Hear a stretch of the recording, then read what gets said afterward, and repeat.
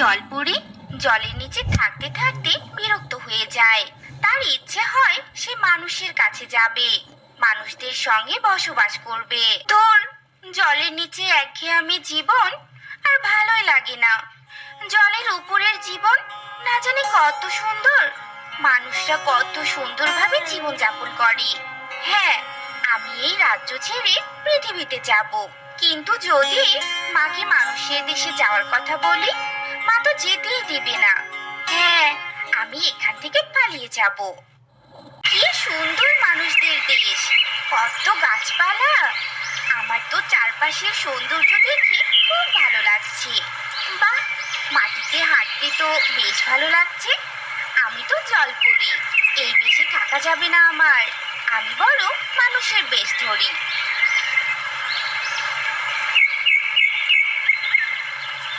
একে, আমার তো শ্বাস নিতে কষ্ট হচ্ছে, মাথাটা ঘুরছে, আমি তো হাঁটতে পারছি না, চোখটা কেমন জানি ঝাপসা দিয়ে আসছে। আজ ভালোই বেচাকেনা হয়েছে, আর বেশ লাভও হয়েছে। এই টাকাগুলো দিয়ে আমি মাংস ভাত খাবো। একি, ওখানে ওটা কে পড়ে আছে দেখি তো। একি, এ তো এক সুন্দরী মেয়ে মনে হয় জ্ঞান হারিয়ে পড়ে আছে। একে এক্ষুনি বাড়ি নিয়ে যাই।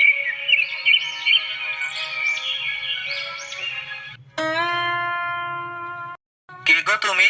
অমন জ্ঞান হারিয়ে পড়েছিলে কেন? তোমার বাড়ি কোথায়?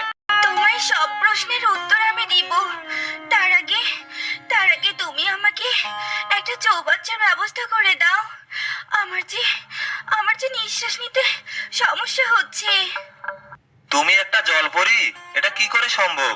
হ্যাঁ গো, আমি এক জলপরি। আমি তোমাদের মানুষদের রাজ্যে ভ্রমণে এসেছি, কিন্তু আমি বুঝতে পারিনি যে জল ছাড়া আমার শ্বাস নিতে এত কষ্ট হবে। তুমি খুব ভালো গো, তুমি আমার জীবন বাঁচিয়েছো। জানো তো যুবক, আমি জাদু জানি। আমি জাদু করে মুক্ত দিতে পারি, দেখবে? না না, আমার কোনো মুক্তোর দরকার নেই। খবরদার, তুমি আর কাউকে মুক্তোর লোভ দেখিও না। মানুষের বড়ই লোভ গো। ও, বুঝেছি। সত্যি তুমি অনেক ভালো গো, তোমাকে আমার খুবই পছন্দ হয়েছে। আমার রাজ্যের সবাই বলে মানুষেরা নাকি ভালো হয় না, কিন্তু তুমি সেই ধারণা ভুল প্রমাণ করলে। আজ থেকে আমি তোমার এখানেই থাকবো। এরপর থেকে জলপরি রমেশের বাড়িতেই থাকতে শুরু করে। ধীরে ধীরে রমেশের সাথে জলপরির একটা সম্পর্ক তৈরি হয়। তারা একে অপরকে ভালোবেসে বিয়ে করে নেয়। এভাবেই কেটে যায় কিছুদিন। হায় হায়, আমার একই হয়ে গেল। আমি যে পথে বসে গেলাম গো, পথে বসে গেলাম। কি হয়েছে গো, এভাবে কাঁদছো কেন? সর্বনাশ হয়ে গেছে গো গিন্নি, আমার সর্বনাশ হয়ে গেছে। আমাদের দোকানটা পুরো ছাই হয়ে গেছে।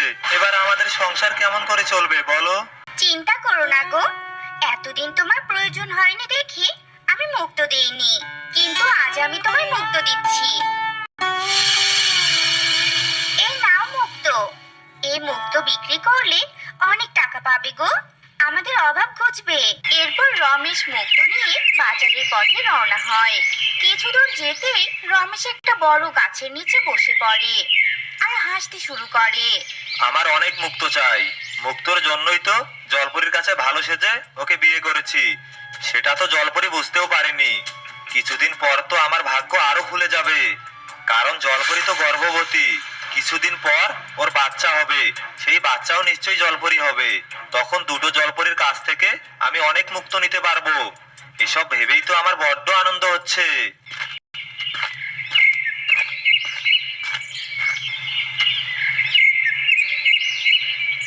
গিন্নি, দোকান তো ঠিক করলাম, কিন্তু এখনো দোকানে জিনিসপত্র কেনার বাকি আছে। সংসারের অভাব। কিছুদিন পর আমাদের ঘরে নতুন অতিথি আসবে। বলছিলাম কি গিন্নি, তুমি যদি আজকেই মুক্ত দিতে তবে ভালো হতো। আচ্ছা ঠিক আছে, বেশ, এই নাও মুক্ত। একটা মুক্ত দিয়ে কিছু হবে না গিন্নি, দু তিনটে মুক্ত হলে ভালো হতো গো। ও আচ্ছা আচ্ছা, দিচ্ছি। এই নাও 3টে মুক্ত। এভাবেই রমেশের লোভ দিন দিন বাড়তেই থাকে। এদিকে জলপরীরও বাচ্চা দেওয়ার সময় চলে আসে। অবশেষে একদিন জলপরি একটা সুন্দর ফুটফুটে কন্যা সন্তানের জন্ম দেয়। কিন্তু অবাক করা কাণ্ড, জলপরি সাধারণ আর 5টা মানুষের মতো সাধারণ মানুষের বাচ্চার জন্ম দেয়। এটা কি হলো? কি ভাবলাম আর কি হলো? জলপরীর মানুষ সন্তান হলো? তবে কি আমার মনের আশা পূরণ হবে না? কি গো, কি ভাবছো? দেখো, আমাদের মেয়ে হয়েছে। তুমি খুশি হওনি? হ্যাঁ হ্যাঁ, খুব খুশি হয়েছি। মানুষের সন্তান জন্ম দিয়ে তুমি খুব ভালো কাজ করেছো। কি ব্যাপার, রমেশ এভাবে চলে গেল কেন? তবে কি রমেশ আমার মেয়েকে দেখে খুশি হয়নি? কিছুদিন থেকে রমেশের আচরণ আমার একদম ভালো লাগছে না। রমেশ, আমার জলের হেলমেটটা নষ্ট হয়ে গেছে। আরেকটা নতুন জলের হেলমেটের ব্যবস্থা করে দাও, আমার শ্বাস নিতে কষ্ট হচ্ছে। হেলমেট এনে দেব, কিন্তু তার আগে আমায় মুক্তো দাও। কিন্তু তুমি যে বলেছিলে প্রয়োজন ছাড়া মুক্ত নিবে না। কবে কি সব বলেছিলাম আমার সব মনে নেই, তবে এটা ঠিক, তুমি মুক্তো না দিলে আমি তোমায় জলের হেলমেট দিব না। বুঝতে পেরেছো? এরপর জলপরি আর কোনো কথা না বলে মুক্ত দেয়, আর রমেশ মুক্ত নিয়ে চলে যায়। এভাবেই রমেশ প্রতিনিয়ত কারণে অকারণে জলপরির কাছ থেকে মুক্ত নিত।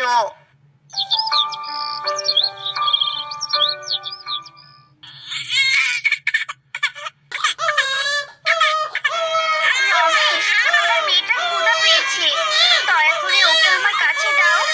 ও যে কাঁদছে, ওকে কষ্ট দিও না, ও তো তোমারও মেয়ে, তাই না? ওসব মেয়েতে আমি মানি না। তুই আমায় এখন আর মুক্ত দিতে চাস না, তাই তুই যদি আমায় এখন মুক্ত না দিস তবে আমি তোর মেয়েকে তোকে দিব না, দূরে পাঠিয়ে দেব। না না, তুমি এমন করো না, আমি এক্ষুনি তোমার মুক্ত দিচ্ছি। এই নাও মুক্ত। মাত্র 3টে মুক্ত? 3টে দিয়ে কিছুই হবে না, আমার 10টা মুক্ত চাই। আমায় এক্ষুনি 10টা মুক্ত দিবি। তুমি এত লোভী? সত্যি, মানুষরা খুব লোভী হয়। আমি তোমায় বিশ্বাস করে ঠকে গেছি। তুমি এতটা খারাপ? হ্যাঁ, আমি এতটাই খারাপ। আমায় এক্ষুনি মুক্ত দে। না না রমেশ, আমার মেয়ের কিছু করো না। আমি মুক্ত দিচ্ছি, দিচ্ছি মুক্ত।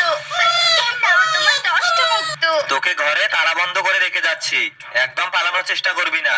এরপর রমেশ চলে যায়।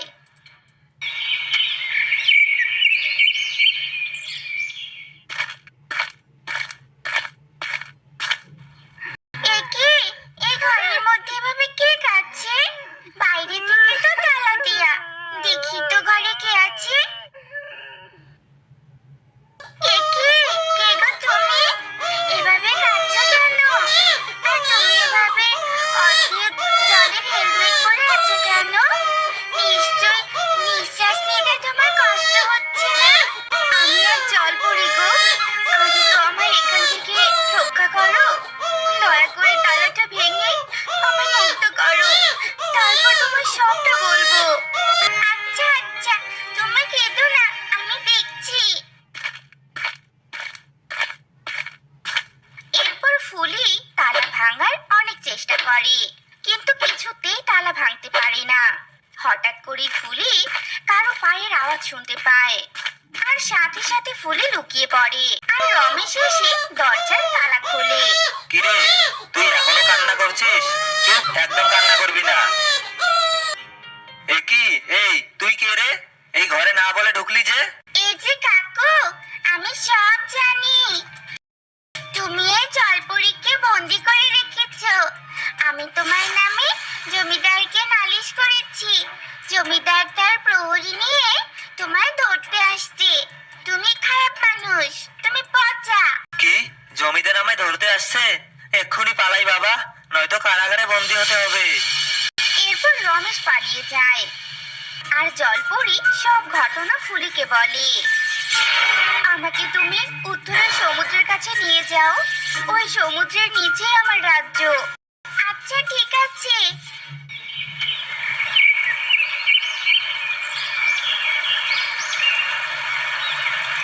তোমায় অনেক ধন্যবাদ মেয়ে, আমি তোমার এই ঋণ কোনোদিনও শোধ করতে পারবো না।